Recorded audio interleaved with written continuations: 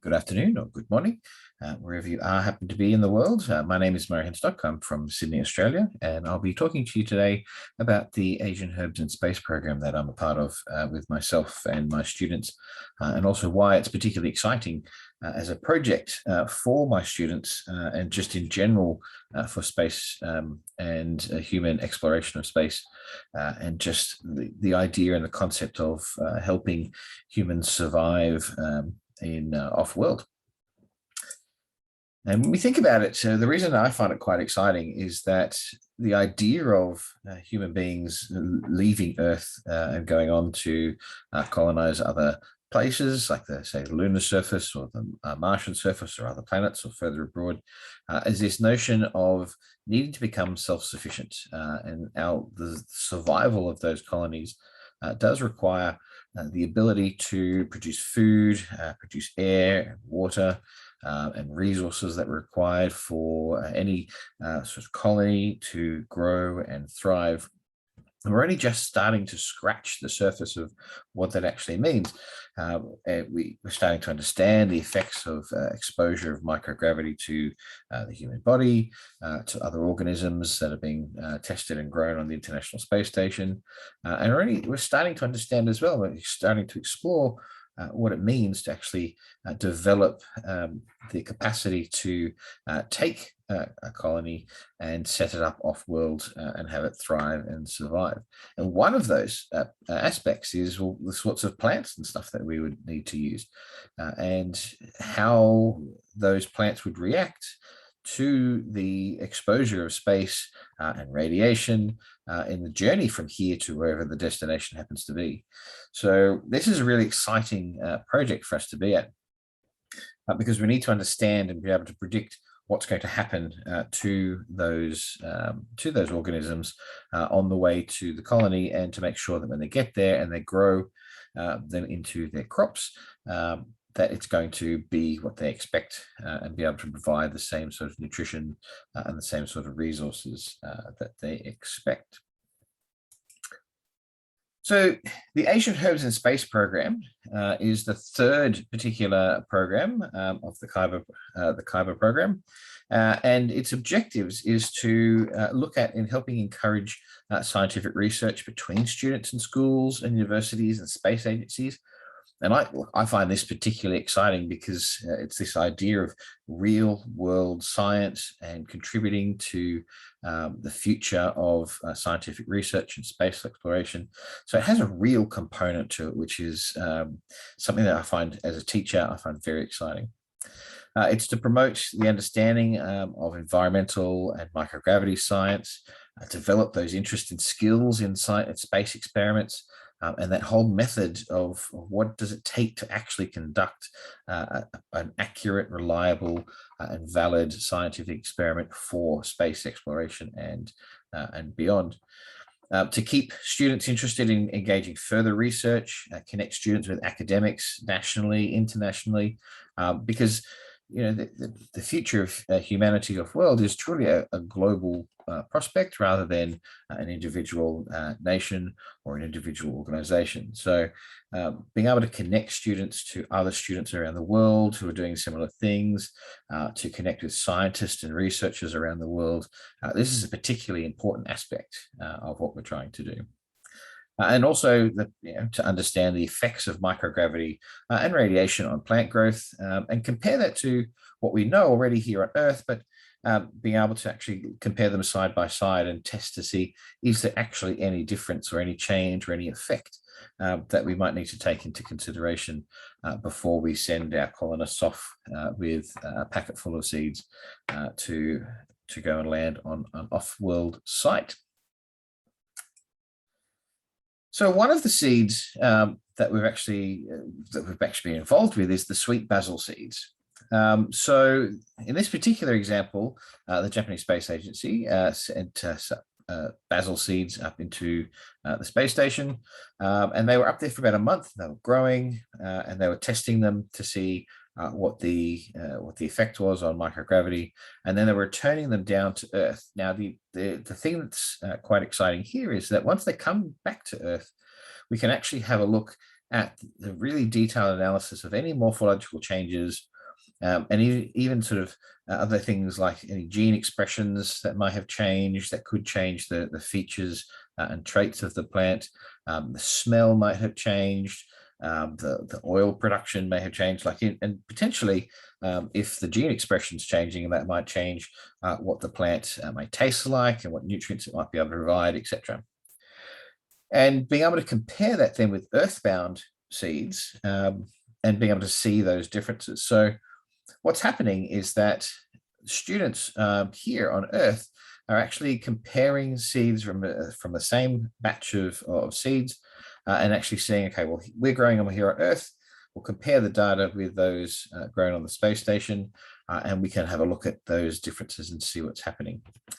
So things like germination rate, so testing the number of seeds that sprout, the date that they sprout, and how often they start to grow leaves, how high they grow in the conditions that they're in, whether they're growing fast or slow, how many leaves they're developing, the shape of those leaves, and then we can test those other things like any visual or even olfactory observations. So any scent that's coming off, having looking underneath the leaf and having a look at those glandular hair cells, any oil production, see if there's particular tastes or smells that are coming off, and compare that data with that obtained from the seeds and the basil plants that were grown on the space station. So this is really exciting, and I find it. I'd like to talk to my students about this idea that they're actually contributing this data, combining with all the other schools that are doing it around the world. They're combining this data with scientists and researchers who are working on this on a global scale, and even international collaboration, and up from the space station as well. So this is really exciting for the students. It's a globalized approach and really connecting them to something that's real and tangible and hands-on. And if I haven't said that enough, I find that particularly fascinating. So interestingly enough, so here's an example. Here's a photo that's attributed to Japanese Aerospace Exploration Agency. And you can see that we have our basil seeds being grown here on the space station in the little pods. And in the previous slide, you saw the tiny greenhouses that we are using here in school. So it's really quite fascinating. So is it just an example of some of the data that's being collected at the moment? And this experiment is ongoing at the moment. We have schools in various stages of data gathering. So this is a sample of the data that's been collected, and we can see that we've got seeds germinating in a 14-day period. We can see that 10 out of the 12 seeds from this particular group germinated, 2 didn't, and that's to be expected. Some seeds won't germinate. And then over a 30-day period, there's a number of measurements were taken over a 30-day period to actually see how high in the plants actually grew. And you can see that they got up to about just under 20 mil over a 30-day period. The temperature range for the recording was between 16 and 18 degrees on average. So that needs to be taken into account the time of year that this was conducted, and comparing it to other schools with different temperature ranges to see if that had an effect. Overall, as you can see, the growth over a 30-day period was relatively slow to reach 20 mil. And at this particular point, while we're studying, we're not sort of detecting any particular aromas at this particular stage, and those sort of other visual and olfactory observations are not as pronounced as yet. So we'll see what happens over the next 30 days, see if that becomes more pronounced. And interestingly enough, that in the particular environment that we're growing them in, most of the seedlings are presenting 2 leaves. And you can see, I'll just flick that over. You can see here that as they're sprouting, they start off with the 2 leaves, and after 30 days, they've still only got about those 2 leaves. And then this particular shape that you can see here. And they're generally lighter green color. So this is a particularly important thing for us to keep an observation on. And the greenhouses are really good because they maintain the moisture and they maintain a good, consistent growing environment. And we can check them each day. Students can check them when they come into class. You can make observations. You can see in the top right-hand corner, we have students that are actually setting up the observation station at the moment, and we can keep those going. So it's quite a good little setup, and it does happen to be quite effective at getting those seeds grown and allowing students to test them quite easily.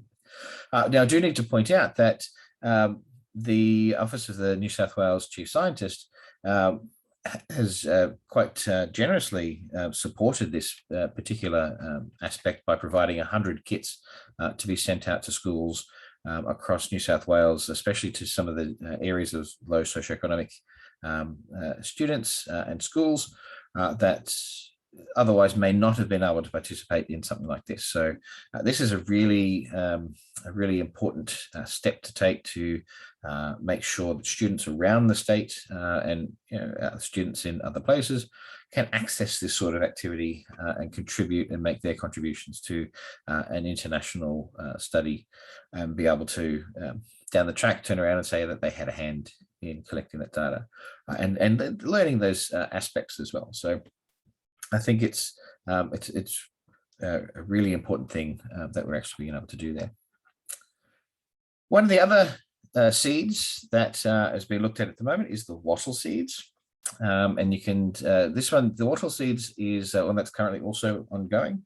And wattle is a particularly good species to investigate for this as a potential colony plant.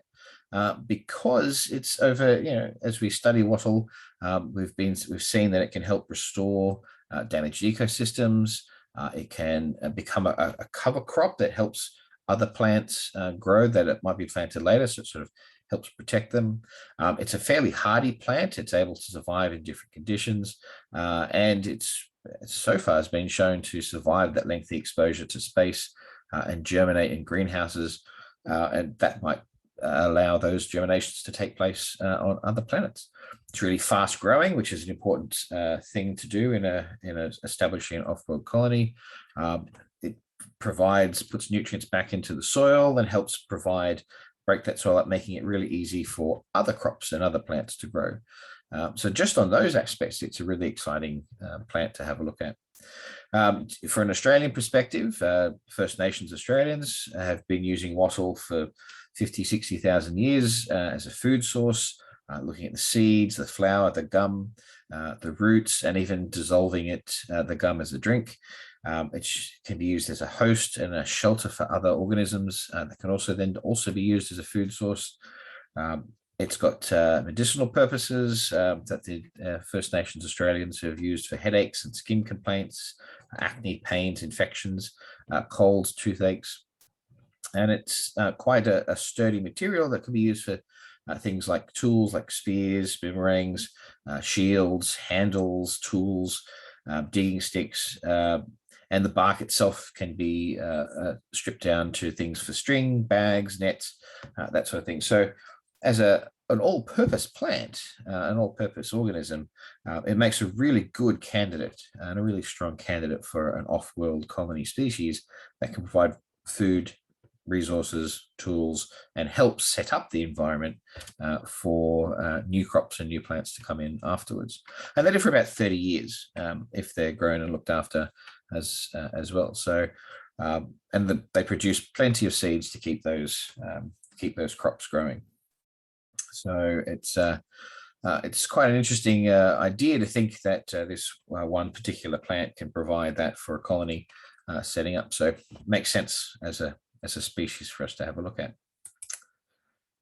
So just a little bit of history on the wattle. In 2008, Dr. Gregory Chamatov took some wattle seeds with him to the space station, where they orbited the Earth for 2,800 times. They came back down and they were grown in the Royal Botanic Gardens and survived and seemed to be quite viable. So there was that proved that this was something to further explore.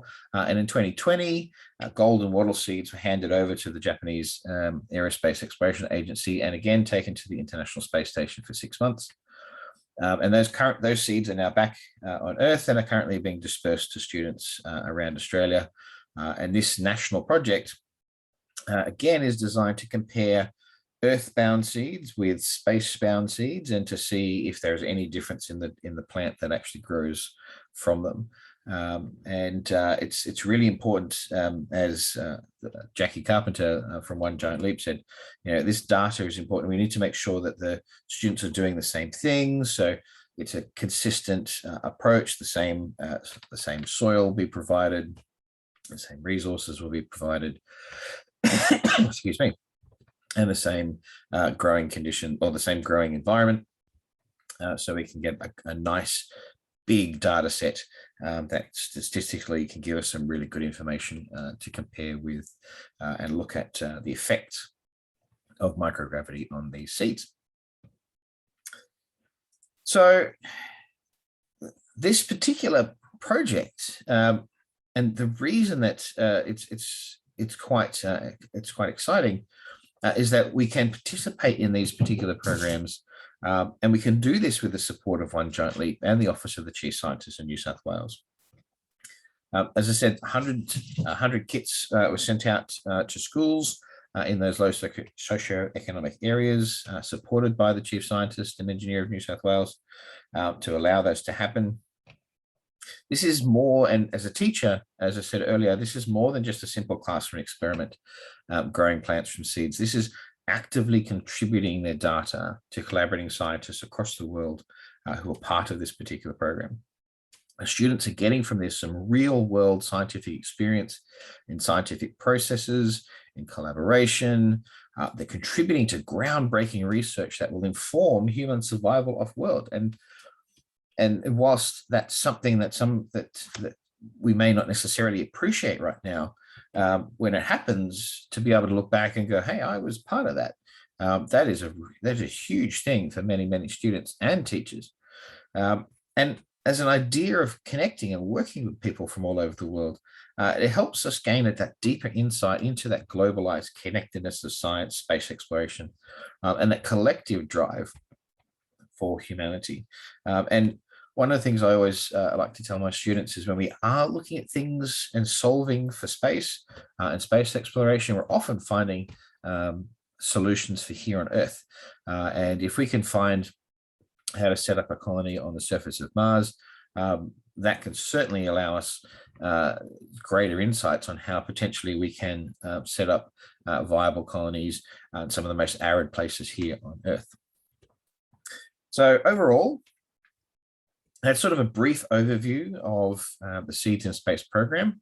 And as I mentioned before, it's in collaboration with lots of different organizations: One Giant Leap, the Japanese Aeronautical Exploration Agency, the Australian Space Agency, Chief Engineer and Scientist of New South Wales, and Osmocote, and lots of other organizations and lots of other people who are supporting this program. So I just wanted to say thank you to those, and thank you for your time in listening today. If you've got any questions, send them through. I'll be happy to answer them for you. Thank you very much.